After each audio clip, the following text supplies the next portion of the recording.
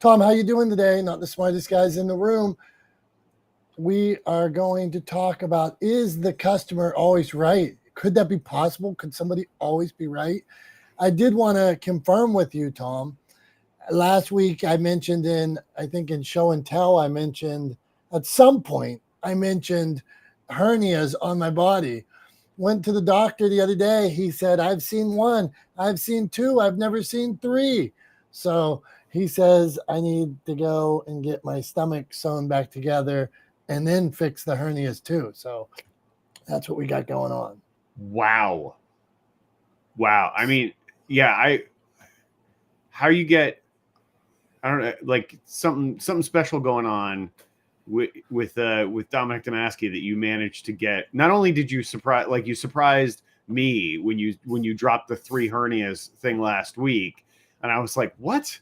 And then we didn't get a chance to talk about it afterwards. But like, yeah, you surprised me with that. But I'm like, I feel better about that shock, knowing that you also surprised the doctor. That the doctor was like, I'm sorry, how many? What are you doing? Like, how is this, like, what is happening that's even a possibility? I don't understand.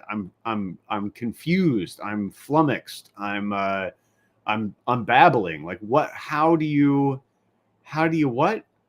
I mean, I don't know. Stop doing the breaststroke the way you're doing it or something? You did not like my breaststroke last week. So I was just telling Tom, I mentioned that the doctor confirmed at least 3 hernias. So we'll move on from that. But yeah, there's some days they're more painful than others. Some days I'm tough, but I blame growing up in my youth, carrying trees around for my dad, and I blame the Pittsburgh food, too many pierogies, too many buttery foods and things like that. I don't. I hear a lot of times they say that's from carrying a really big wallet full of cash in your back pocket. I wish, Brian, that has not happened. I would love to hear the doctor's reaction to that explanation for the hernias. That's what I want to hear next.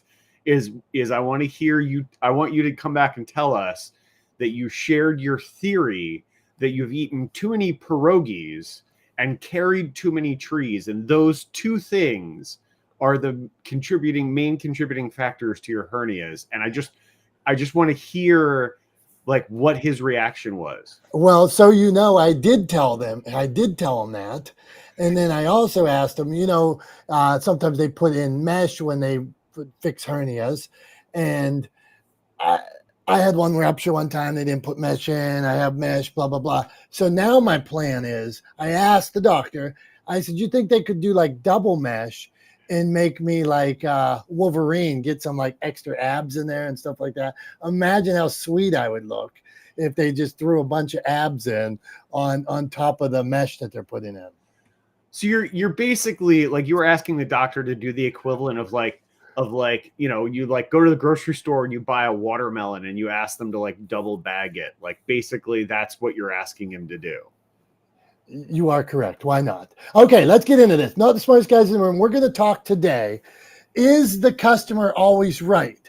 So some people would say customer's always right. Some people would say that's completely crazy. But we figured we would, I said, Tom, let's get people talking today. Let's get them arguing and things like that, because then we have to do less work and you guys carry the show, which we like. So that's the subject matter that we're going to talk. So Tom came up with, is the customer always right? And that's where, since you came up with it, Tom, we'll start there, and then we'll get to Brian, Heather, John, Jay, Eric, come on up. Dante, how you doing? Debbie, anybody watching live streaming, we appreciate you being here. Come on, Tom, what do you got? And Dr. Tachi. You can't forget Dr. Tachi. I didn't say Dr. Tachi. No, that was rude of me. That's all good. I'm sure it was a completely accidental oversight. But yeah. So anyway, getting on to the topic today, is the customer always right? So this is something I was talking about with some other folks yesterday morning, and that's kind of why it was sort of front of mind for me. And one of the things that I kind of love to bring up whenever this subject comes up is the fact that So this idea, this saying, the customer is always right, is actually comes from a quote from a store owner. I think he was like a department store or a fine goods store kind of owner. He was originally British, but then came over to the U.S. And had a store in New York City, I believe, in 1909. His name was Henry Selfridge, and he is credited with coining the term "the customer is always right." But there's more to the phrase. There's more to the saying. There's more to the quote, and everybody always leaves off the second part of that quote, especially customers when they're arguing that they're right about something. And that full quote, the full quote from Henry Selfridge is, "The customer is always right in matters of taste," right? I.e., taste is subjective, and the customer is always right when it comes to their subjective taste, right? So if the customer says, like, if you're in a, you're in a clothing store and the customer says, "I like, red more than blue," and I like, or you're in a restaurant and they say, "I like, I like, or in a pizzeria, I like white pizza versus margarita pizza," right? Like whatever the case may be, the customer is always right in matters of taste, in matters of subjective taste. But when it comes to, and I think we've seen pushback on this kind of in pop culture in the last few years with the rise of the sort of Karen meme online, the customer is not always right. Especially when it comes to how the business should operate. And I think that's the place where it often gets confused, and customers, right, who we now generally refer to these kinds of customers as Karens, insist that their way is the correct way, right? But businesses are, broadly speaking, are kind of getting a little bit more comfortable with pushing back against that and saying, actually, no, that's not how we run our business. This is how we run our business. And if you don't like it, I understand that's your right. You have your right to your opinion, but also you don't have to be here, right? You don't have to patronize this business. You don't have to shop here. You don't have to eat our food. You don't have to whatever. So anyway, I always like to point that out because I think it's something that often gets missed, that the full phrase is, the customer is always right in matters of taste. And I think that's a really important part of the phrase that often gets left off. So that's what we wanted to talk about today. I've got top in my list over here, I've got Brian Swift. Of course, the way things go on my side is vertical versus the grid pattern that Dom has on his side. So I'm just going to go vertical, go to Brian Swift next. Brian, what do you think? Is the customer always right? Well, I believe in the correct, the entire saying. The customer is always right when it's a matter of taste. I don't think that maybe in the last 75 years or 50 years, we've not taken it that way. We've kind of taken it as you bend to the customer because you need them, which we do need customers. And I think a lot of businesses have kind of gone over the edge of taking too much lip or gruff for the way things are, according to what the customer thinks. And we've bent to them, utilizing the first part of that, the customer is always right. And I think people use that to the point of whatever you can stomach. Some people can't stomach dealing with the Karens and they have no problem. So I agree with the entire principle of when it comes to a matter of taste. Absolutely.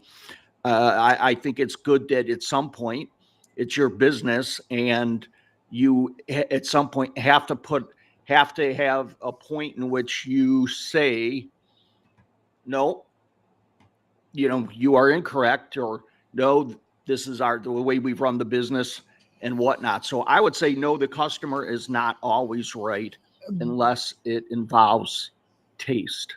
Brian, is there a point where you put your foot down sometimes and you say, no, you can't do that. Is there sometimes where you're like, yeah, I guess you can do that. All of a sudden somebody comes to Brian P. Swift and they say, Brian, I want you to coach every week and I'm going to give you 100,000 is there a certain point where it's the opposite, where you're like, I guess I have to accept this? Absolutely. Yeah. Absolutely. Life's too short. And I think, a lot depends, I guess, what point you are at your life. Because just think about it. What you accept now, you might not have accepted 20 years ago. What you tolerate now, you might not have tolerated 20 years ago, or vice versa. What you tolerate now might have been something that you wouldn't have tolerated 20 years ago because your position in life. So I think sometimes our position in our lives, in our business lives, might change whether you tolerate something or not.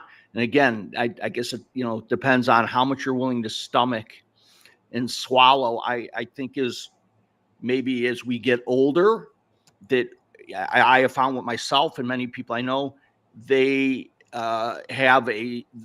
they will tolerate less, and maybe because that's the state, the point we are in our lives. So, and some people hit that point early, maybe in their 30s and 40s versus 40s and 50s. So I hope that answers your question. I'm complete. No, appreciate you being here, man. And good luck on the radio today. Hey, so Heather, same question. And now you're leading us down a path here.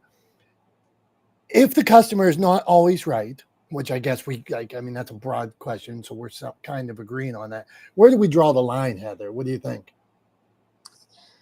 Yeah, hi. I am so glad I am in this room today for this conversation, because I literally had somebody tell me I reamed out, well, the customer's always right.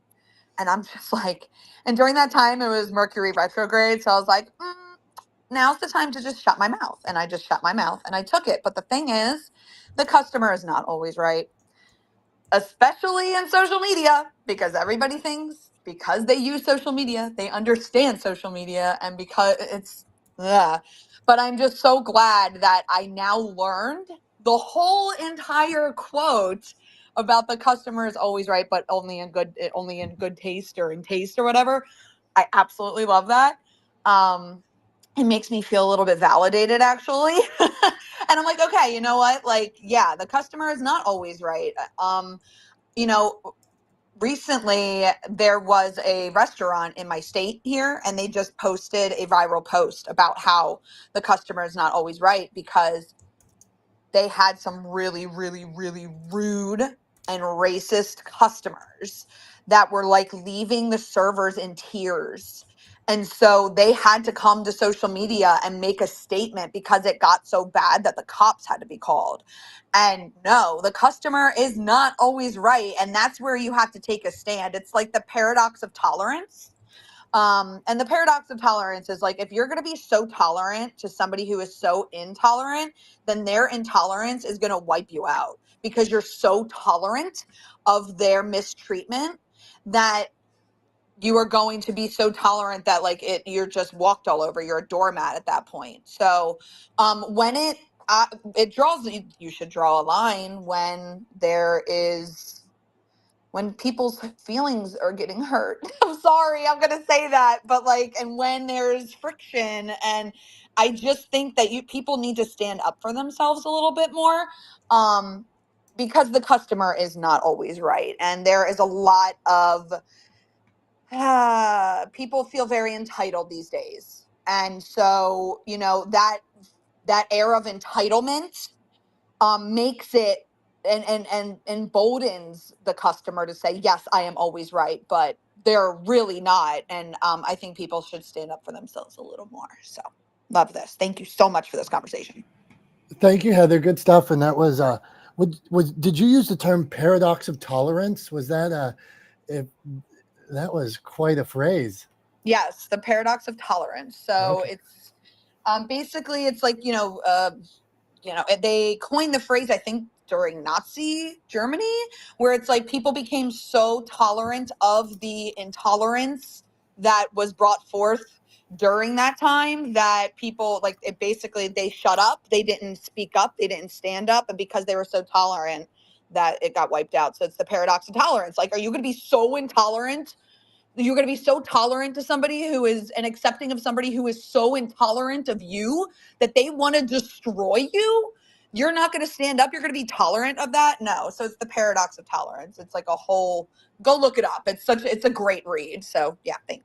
Hey, Dom, that Yeah. doesn't mean it's two doctors that are very tolerant. Got it. Thank you, Brian. Go on, Tom. I was just gonna say, yeah, it's interesting. I Googled it when Heather mentioned it, because I was like, oh, I don't know that I've heard that term before, but it makes perfect sense, right? And the idea is that, as Heather was saying, that if you are tolerant to intolerance, ultimately intolerance will prevail, right? It will become the prevailing behavior or mindset. I think that's a great point that Heather raised. I think she's dead on. It also made me think of, like, indulging bad behavior, right? Like, you think about it with a kid. If you let a kid get away with bad behavior, they will continue to behave badly, right? If you don't set a boundary for a child, if you don't set a boundary for a kid, if you don't tell them that something is unacceptable, they will continue doing it. If you let your kid draw on the walls in your house, they will continue to draw on the walls in your house, right? If the kid draws on the walls and you let the kid know that that is not acceptable behavior, you make them clean it up, potentially, maybe put them in timeout, whatever, right? But they end up with some form of punishment as a result of it. And they're taught that kind of behavior is not tolerated, right? Is not acceptable. They'll stop doing it. But if you let them do it, they'll just keep doing it. And I think in some cases, this kind of behavior that we're talking about is very similar to the kind of behavior you see from a toddler, right? They throw a tantrum, they do something inappropriate, and if you don't stand up to them and tell them that it's unacceptable, guess what? They'll keep doing it. Surprise, surprise, they'll keep doing it. They'll keep throwing hissy fits. They'll keep making unreasonable demands. They'll keep behaving badly until you teach them where the boundaries are and what behavior is acceptable and appropriate and what behavior isn't. But yeah, I really like that example, Heather, of that idea that you brought up, that you introduced, the paradox of tolerance. I am 100% going to use that one. So thanks for bringing that up. What do you think, Dom? I think everybody's rolling. I can't wait to hear what people have to say. I have to give you a sidebar because when you come back to me, I can throw a wrench right in things and stop it. So I used to work at a restaurant where you had to wear items of flair. And I was a server at this place where we wore these items of flair. And the manager one time, let's say somebody wanted whatever on their plate. And I went back into the kitchen and I said, we don't have this on the menu. It sounds weird to me. What should we do?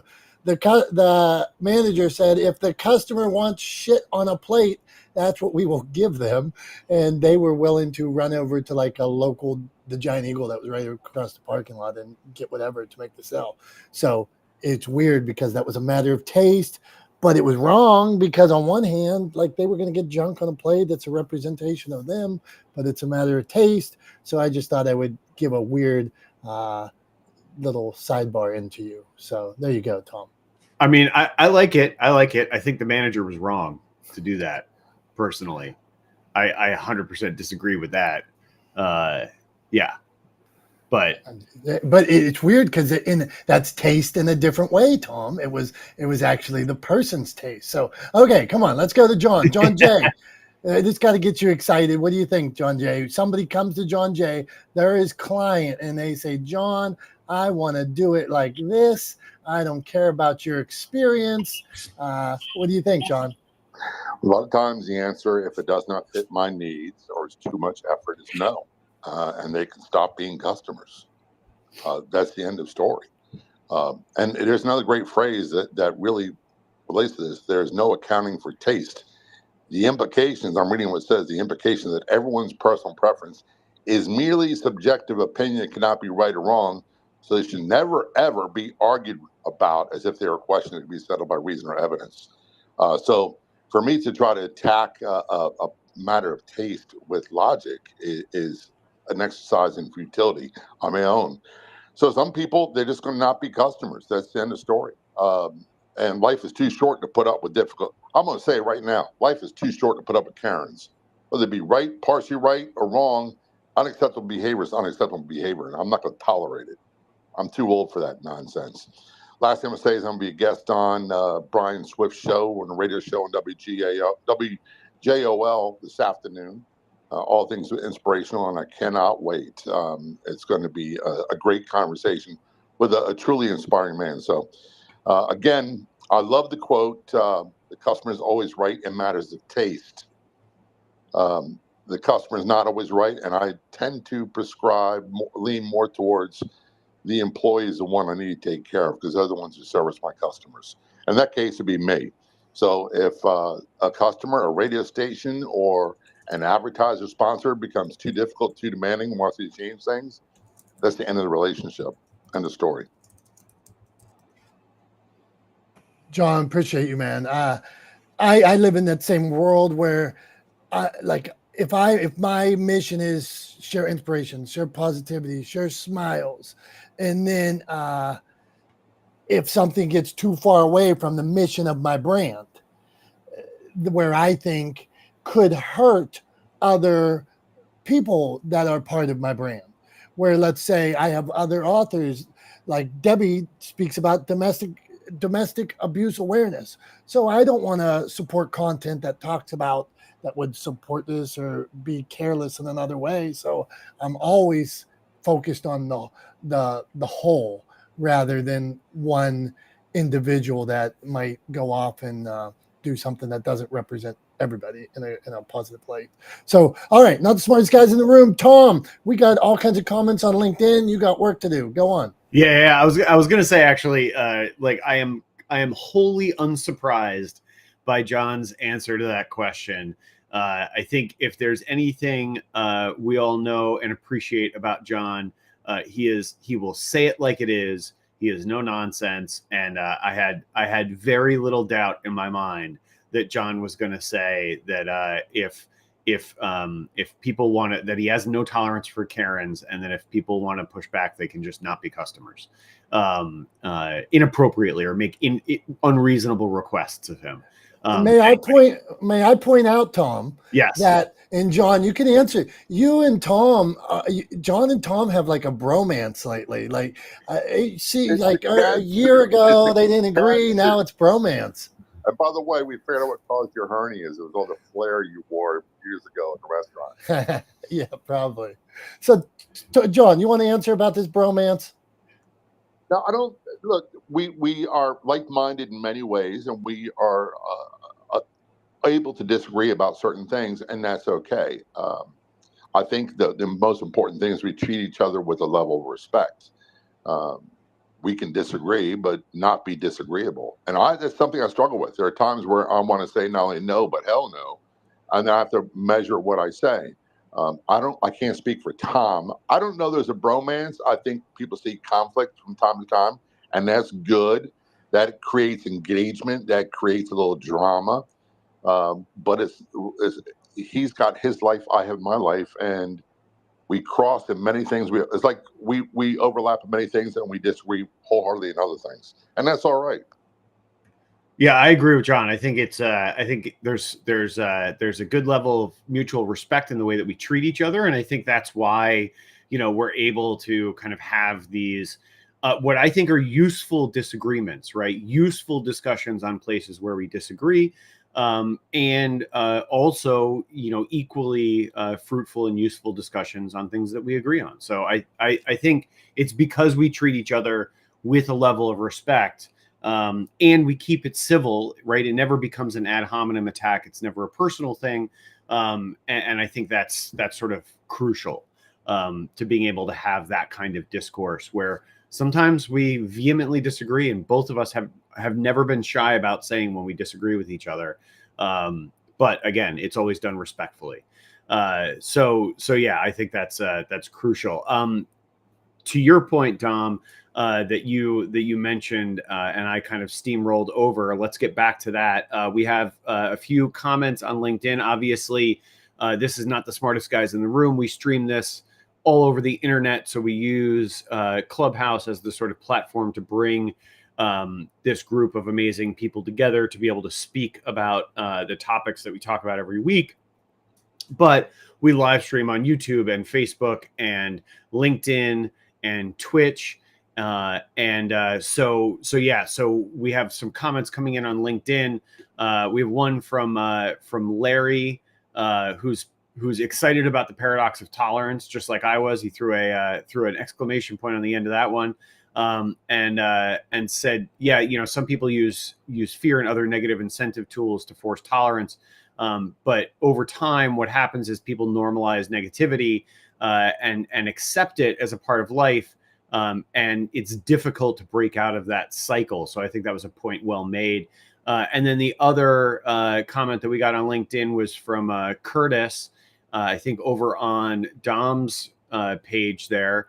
And he said, I agree with the idea of setting boundaries, the attention that they get maybe more than the kids have been getting. They may continue just for the attention, and it's crucial how you respond, right? That ultimately that response determines the outcome, I think, is what Curtis was getting at there. So thanks for watching, guys, over on LinkedIn. We appreciate you. Dr. Tachi hopped over on YouTube to give us a view and said, hey. So hey, right back at you, Dr. Tachi. In fact, you are next on my list here as we move down.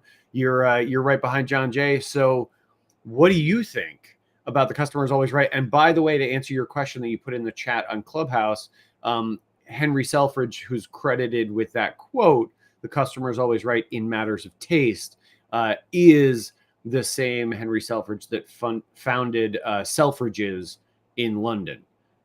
So to answer your question, yes, same guy from Selfridges in the UK. And what do you think about the customer always being right?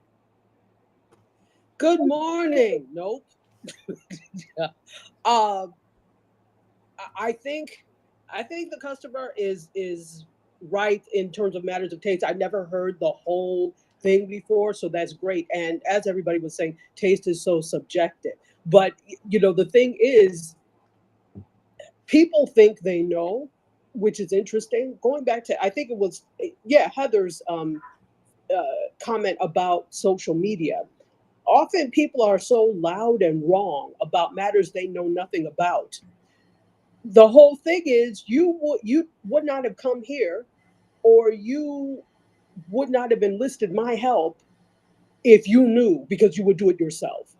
So I think we've cultivated, and when I say we, I mean societally, we've cultivated a culture where the customer is always right, even on things they know nothing about, because sometimes we're so hungry or in need of whatever they are giving us in exchange. Most of the time it's money, that we are willing to overlook things and say, yes, sir, are you being served? That type of thing. It is needed, because we do need customers, as Brian was saying. We do need people to patronize, but the right people to patronize. And if it's going to be a headache for me, I would rather not have you patronize. That's okay. Get somebody else to do it. Go over there. The other thing is that this is also spilled into other things, that other areas that we don't think of people per se as customers. So how many times have you seen somebody fight to the death over their child in school, knowing good and damn well their child is wrong or not doing what they're supposed to do? But the thought is, because I pay taxes, if it's public school, because I pay taxes, I pay your salary, and therefore you're supposed to do what I say and what I want to my specifications. And if you are not, then you, sir or madam, are wrong.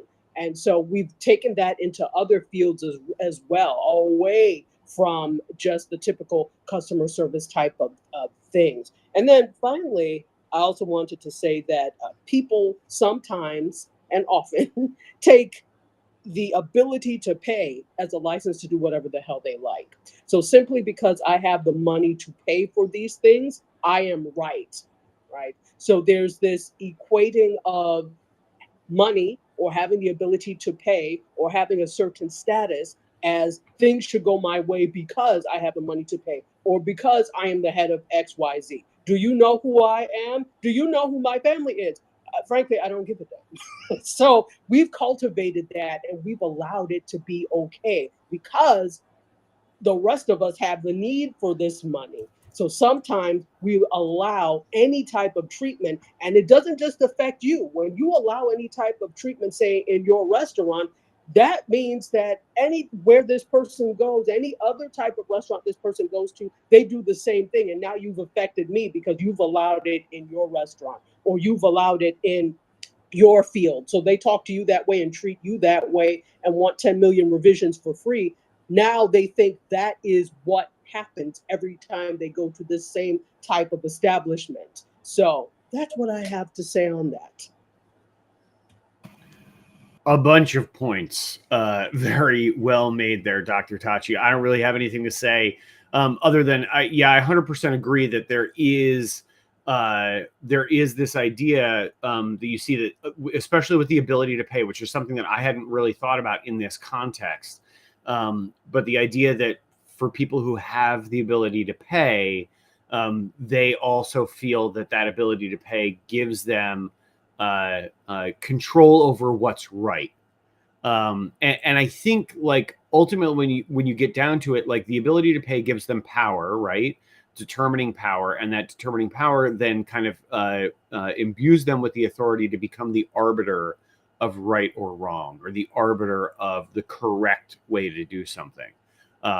It is, especially as a business or a business owner, it's challenging to push back when you've got a paying customer who's making demands and you're like, well, I could do it that way. It's not really the right way to do it. It's going to create some other problems. It's going to make my life slightly more difficult, or the lives of some of my other customers slightly more difficult. I don't know if it's worth it.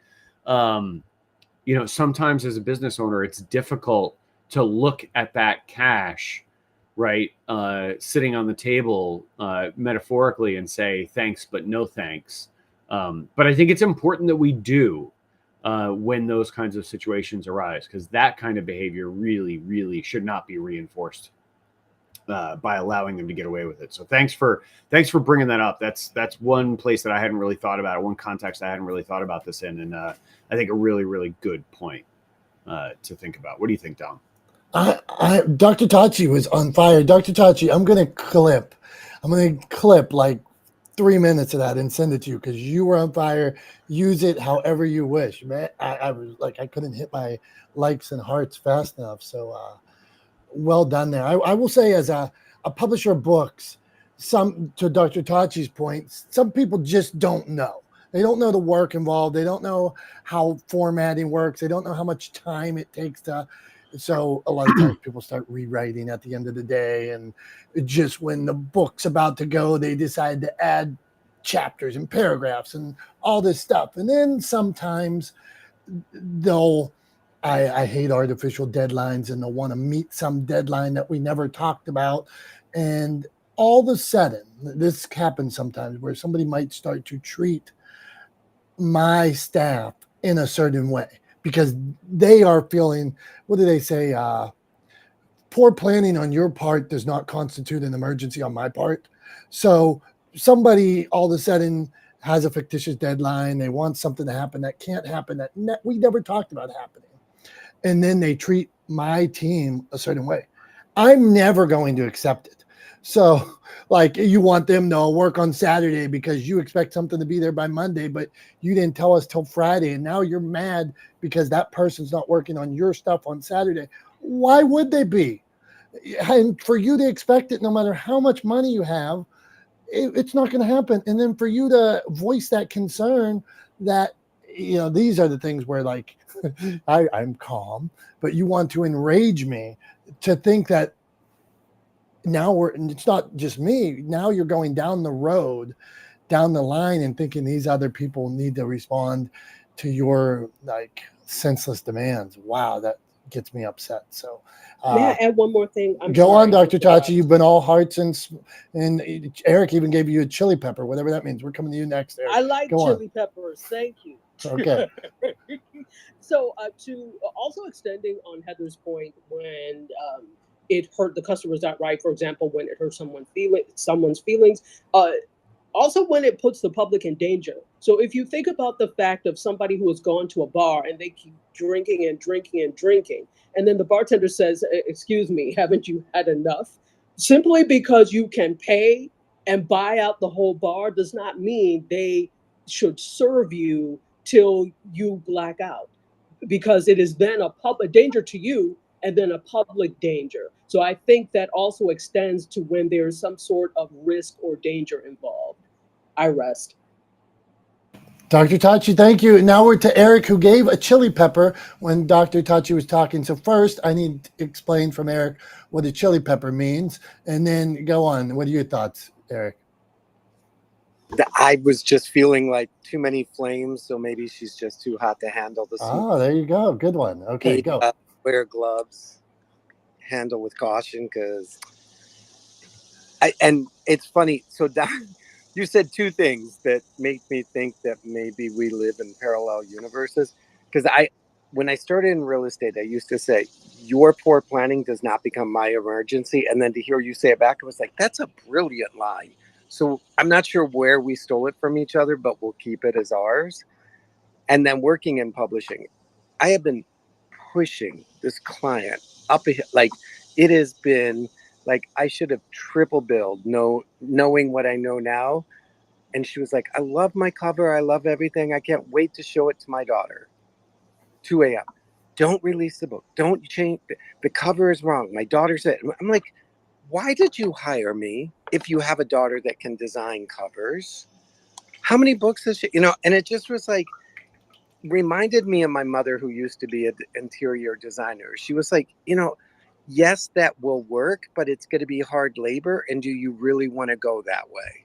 It's kind of like, you hired me because I have a skill set and an expertise, and I'm going to allow you to collaborate with me, but I'm not going to allow you to control me, whether that's emotionally, financially, contractually. It's like, no, like, if you want to rewrite the cover, fine. Your book goes to the bottom of the pile until your cover is perfectly designed and meets our standards by your daughter, who feels that she's smarter than us. And when the author heard that, she was like, well, I like my cover. It's just my daughter thinks. And I'm like, big hint. Everybody thinks. It doesn't mean they're right. And so nowadays, I'm just like, look, you can go your way or you can go my way. But if you go your way, I'm not going. So have a nice time. Like, I don't need to get in every fight to prove I'm right. I'm just going to step out. So leave it there. Not quite as brilliant as Dr. Tachi. I'm with you, Eric. I have similar kinds of things happen in my world in production, and specifically this kind of stuff happens in two places: in pre-production with scripting, and then in post-production with editing. And what will happen inevitably is with some clients, this doesn't happen with everybody, but sometimes with some clients, it will turn into sort of endless rounds of revisions, right? And kind of similar to what you're talking about with the cover, right? Like, all of a sudden there's new rounds of revisions. I thought we were settled on this. I thought we were happy. And now we want to change, because somebody got in their ear and started suggesting things.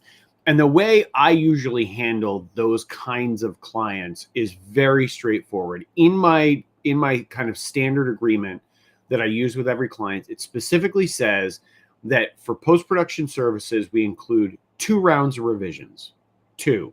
That's included in the price. And then in the bottom, it says that the quoted price, right, on the agreement is based on the work described in the agreement, any additional work outside of the scope of this agreement will incur additional cost, which will be discussed with the client if it happens, right? Before any additional work is undertaken. And so essentially what happens is I make my case, right, for why I think we should stay where we are, why I think we're good, or why I think we shouldn't make the change. If the client then chooses to ignore my advice, right, or to disagree with me and say, no, I want to make the change, the next thing I say is, okay, we can do that. Here's what it'll cost, right? Because we're past the 2 rounds of revisions now. We're going into round 3. And now we have to talk about the additional cost because this is not covered in the original scope of work, right? So I try to be very, very clear with clients about that. Like, here's what's included in the original scope of work as we understand it right now. If we go beyond this, it's going to cost more. Sorry, but if you want me to rebuild this, it's going to take more time and that's going to cost more money. And so I just treat it kind of very, I don't get emotional about it. It's just very straightforward. I understand if that's what you want to do, I'm happy to do it for you. Here's what it'll cost.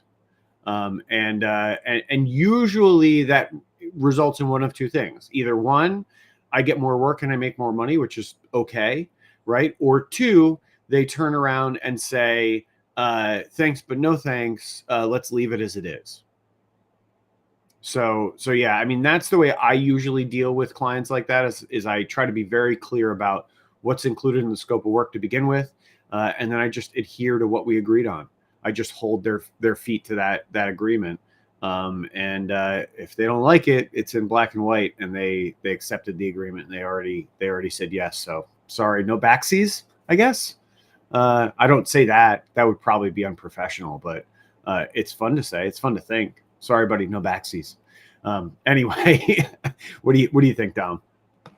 I'm going to steal here for a second. As a publisher, I started doing that about 2 years ago, and you are correct. We'll get to the point where I'm saying I'll just go back to them and say, hey, just so you know, we made 15 changes now. You're at the point where we're going to start billing you per hour per the contract on this, or you agreed, Eric, I sent you a message on Instagram about this. This one drives me nuts. Somebody will agree on the cover. Me and Eric are living parallel lives. Somebody agrees on the cover. They love the cover. They want the cover. This is the cover they decided on. Yes, yes, yes, the whole way through.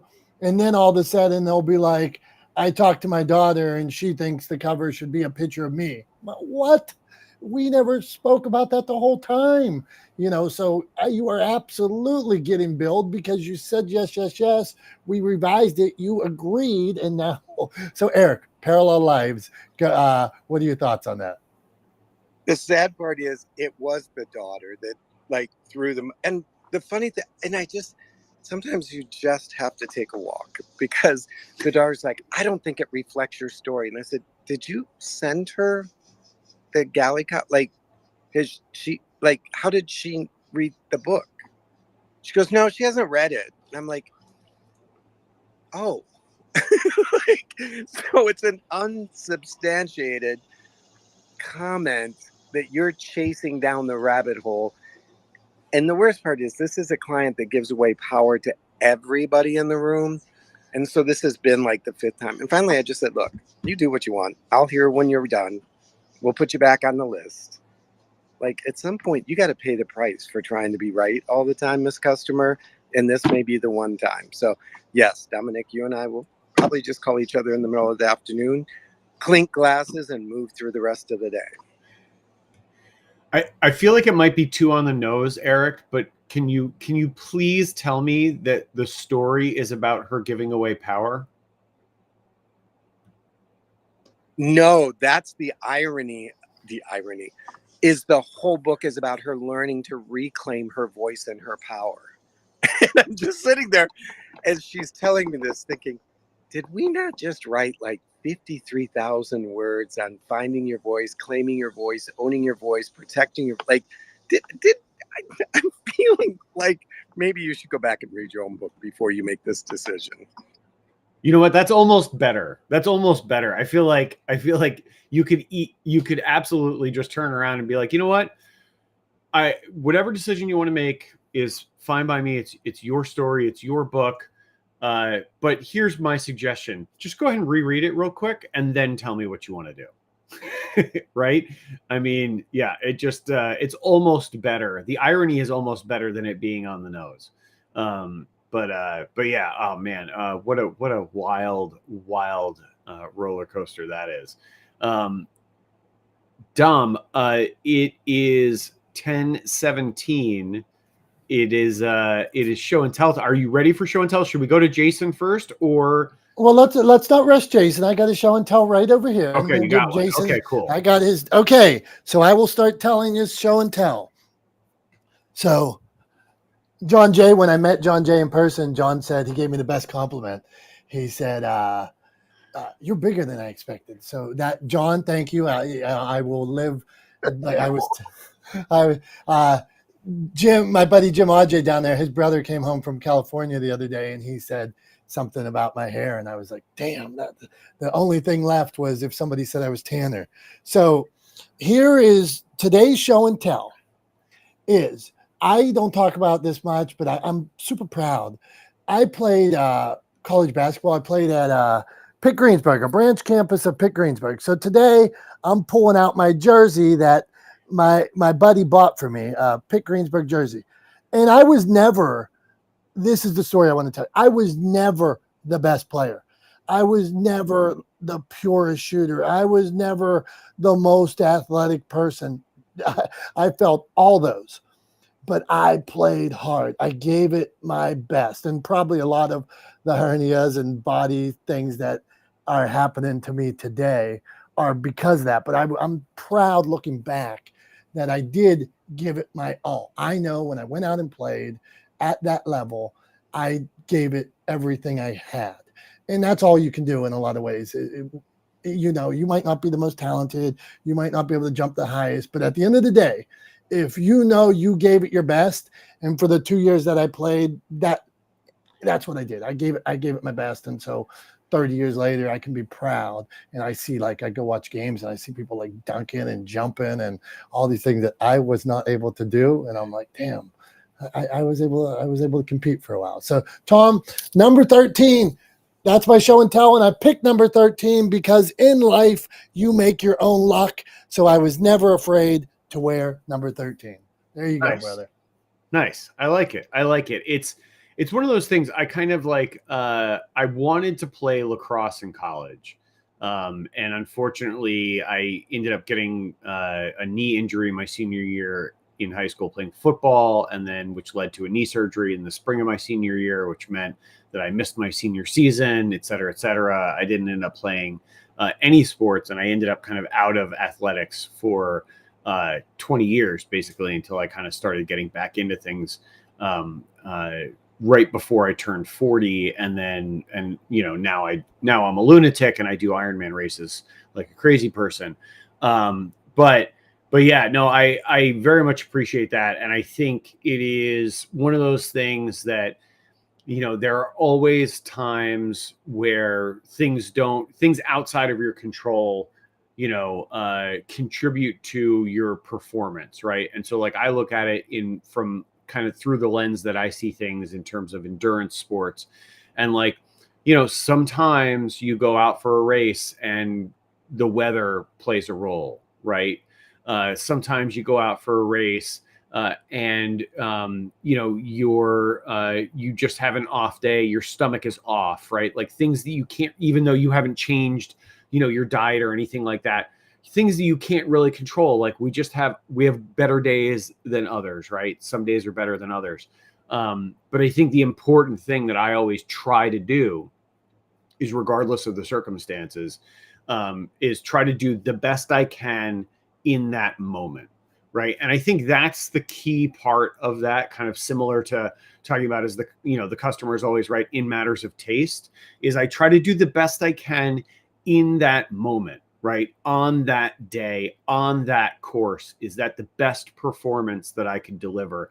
Kind of similar to what you're talking about on the basketball court, like doing the best you could with the tools you had available in that moment, on that court, in that game, against that team, whatever the case may be, that ultimately you can always go home with your head held high if you leave it all on the court. And it sounds like that's what you did. Maybe that has something to do with your hernias. I don't know. Maybe you left it all on the court, and now you're paying for it, and it has nothing to do with pierogies. I'm just throwing that out there. I'm just guessing it might not. Hey, well, truth be told, they started way back there. I'm already a 3-time loser, so come on. All right, not the smartest guys in the room. Is the customer always right? We determine they're not always right. Jason, what's your take on it, man? Is there a limit? Is there a point where you say no, I'm out of here, or or do you say no, I need the bucks, I'm staying, or what are your thoughts? I served probably about 15 years in restaurant, hotel, bar, and wine stewarding. And one thing I will say about the customer's always right is I think one of the great managers I got to work with in the Wani Hotel in Yosemite says, they may be a customer, but what you don't realize is you're offering the custom experience of provision. And if it doesn't meet their matters of their minds, we understand. We're not to have an opinion of their minds. We're just here to offer the experience. That's it. Nothing more, nothing less. So when you feel something like that they're doing something wrong, are you harmed or inconvenienced? And that would always keep me in check. And it's like, you make money based on the custom experience and level of experience and expertise you offer. So if you really think about, is the customer always right? It's a metaphorical question to stump you, but also to make you think, like, what is the purpose and role that you serve? And I was really enjoying what Eric was saying about, the design cover. Like, in my picture right now is design that Brandon made for me. Now, we've went through a couple different revisions, but the number one question he asked when we're designing my brand is that he says, what is the future state of mind? Like, he got to know me like maybe a month or two before I even, hired him. And one thing that helps that relationship is the familiarity. So how do you relate that to a customer? What are you familiar with? What are the signs that they're giving you? And what are they here for? If they're there a first time experience and they don't know, this is an opportunity to shine. And will they come back? I don't know. It really depends on their opinion. And, restaurants right now are hurting because people are not coming in. And so things are more critical, but the experience is the ultimate reward, that they leave with a smile. And people don't even say most of the time when they leave a restaurant, oh, that was a great experience. But they will leave with a comment if they're pissed off, right? That's the last thing. And I remember even talking to the last manager in a restaurant. I was, that's a great experience. And he goes, man, thank you so much. Because usually most of the time I'm on pins and needles and people complain and they think they have a right to everything, but I'm glad. And I said, I will come back and I'll make sure that I come back and I'll talk to you again. So it's like, where's your manners? Where's your impression? What is the custom experience that you want versus what is the customer experience that you can provide? It's a difficult question, but just remember, opinions are options. And sometimes those options mean more in the moment than they do down the road. So that's my response. Jason, thanks, brother. I like that. The thought of the experience. That's a unique twist on what we're talking about today. So thanks, brother. And Jason, I'm checking you out on TikTok, liking the videos. Your consistency's up. Anybody like John J, Dr. Tachi, Brian, Tom, Debbie, you put out the consistency, people are going to see it. If you aren't there, I can't watch. So there's times when, if like each of you are putting out content, you are there. I'm able to see it. If you're not there, the world can't find you. So I always live, sorry for the sidebar, but I always live in this world where if a tree falls in the woods, does it make a sound? So I want my authors, people I work with, people I support, I just want them to be in everywhere they can. So when people are looking for that kind of content, that they are able to be found. Okay, so here is the question for Debbie. Coming your way, Debbie. How do you deal with customer client who thinks they are always right? No matter what you do, they think they're always right. What's your answer, Debbie? That's a hard one. And never mind. Usually is a challenge, right? Debbie, you're going in and out. Your mic is in, your mic is out. No, shut it off and turn it back on real quick. It's, you know, I don't even think it's the mic. It sounds like service. Okay. It sounds like a service issue. So I don't know if Debbie's got like spotty service or something. Try it again, Debbie. No. I think I hear you. Go on. So big question. Debbie, we're gonna shut it off. Debbie, we miss you. We love you. You're the best. She's moving across the country right now, and so she's probably in who knows where Debbie's at right now. Anyway, Tom, on the road somewhere in a like sparsely cellular serviced area of the country. It sounds like on the road again. Yeah, what a good song. Okay, all right. Not the smartest guys in the room. We're nearing that time of day, Tom, where I mean, not near, and I think we're there. Okay, so let's give me a show business. Teach us something about show business real quick. I understand cold opens where they just start, they're into a subject. Are there cold closes? Well, so the cold open is kind of where you set up, right? Like you kind of give all of the establishing information and context to the audience that they need so that the opening scene kind of makes sense or the plot of the episode makes sense, right?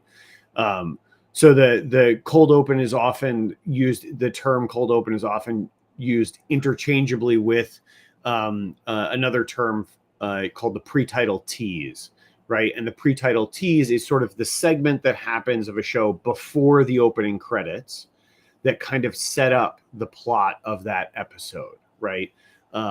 So that is used at the beginning of an episode to kind of like basically to just kind of ground the viewer or the audience geographically in the story, right? If you think about like, you know, if you just started describing everything around you and the person said like, you know, to somebody on the other end of a phone, they go, hold on, where are you? Right. But if you start with, I'm standing at the edge of the Grand Canyon and here's what I see. All of a sudden they're like, okay, now this all makes sense. I get it. I get what you're talking about. Striations in rock and the red color and the water flowing through the bottom. Like, you know what I mean? Like now all of a sudden this makes sense. But if you say that without that context, without geographically establishing for the audience what's going on and where you are and what they're looking at, it doesn't make any sense. So that's really important to do at the beginning of a story, right? At the beginning of an episode of a television series. There isn't really an equivalent to do at the end because you know the geography by the end of the story, right?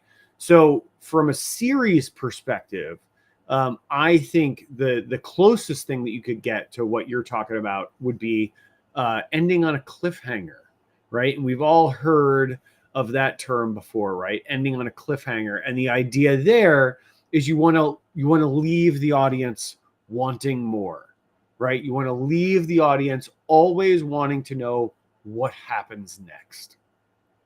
So I think we've pretty well, beaten the horse of is the customer always right? I think we can all pretty much agree that the full context of that quote really matters, that understanding that the customer is always right in matters of taste is an important distinction, a really important part of that saying.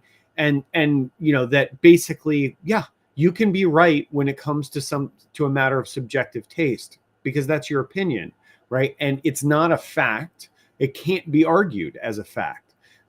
So that's that's where I think we all have landed and agreed. I think we've actually had a pretty strong consensus throughout the room today that no, the customer is not always right.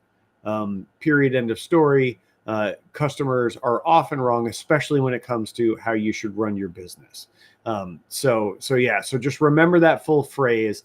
And then to your question, Dom, I think to end on a cliffhanger, why don't we talk about next week? We'll talk about